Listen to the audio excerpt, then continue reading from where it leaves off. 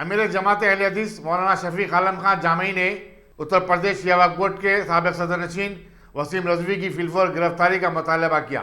اپنے ایک بیان میں انہوں نے کہا کہ شان رسالت میں گستاخی کے ملزم کو آزادانہ طور پر گھومنے کی اجازت نہیں دی جا سکتی۔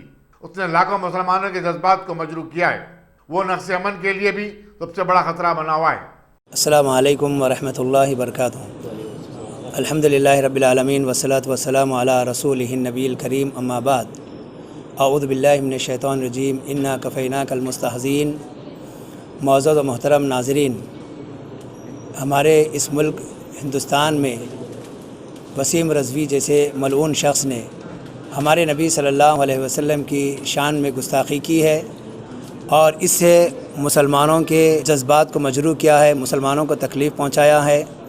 ہمارا یہ ایمان اور عقیدہ ہے کہ اللہ تبارک و تعالیٰ نے نبی کریم صلی اللہ علیہ وسلم کے مقام کو بہت بلند کیا ہے۔ جیسے قرآن مجید میں اللہ رب العالمین نے فرمایا وَرَفَعْنَا لَكَ ذِكْرَكَ، ہم نے آپ کے ذکر کو بہت بلند کیا ہے۔ اور اسی طریقے سے ہمارے نبی صلی اللہ علیہ وسلم انتہائی بااخلاق تھے۔ اللہ تبارک و تعالیٰ نے فرمایا اِنَّكَ لَعَلَىٰ خُلُقٍ عَظِيمٍ، آپ بہت بلند مرتبے پر اخلاق کے اعتبار سے فائز ہیں۔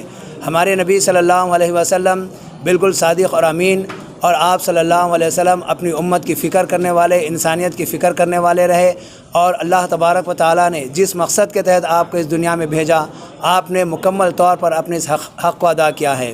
آج دشمن اس کو برداشت نہیں کر رہے ہیں، مختلف طریقوں سے ہمارے سامنے آ رہے ہیں۔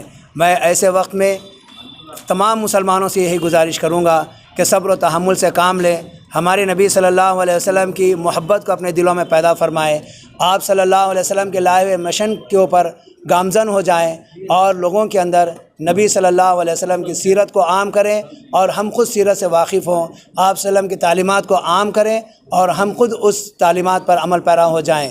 اور اس وقت جذبات میں آنا یا پھر کوئی ایسا شرانگیز کام کرنا شریعت اس کی اجازت نہیں دیتی۔ یہاں پر آپ صبر سے کام کیجئے، ہمت سے کام کیجئے، لیکن یہاں پر خاموش بیٹھنا بھی نہیں ہے، ہم کو شدید مذمت کرنا ہے۔ ہم اس واقعے کی شدید مذمت کرتے ہیں، اور اسی طریقے سے تلنگانہ حکومت سے اور مرکزی حکومت سے یہ گزارش کرتے ہیں کہ ایسے ملعون لوگوں کو گرفتار کیا جائے اور انہیں سخت سے سخت ترین سزا دی جائے، اور مسلمانوں کے جذبات کا لحاظ کیا جائے۔ السلام علیکم۔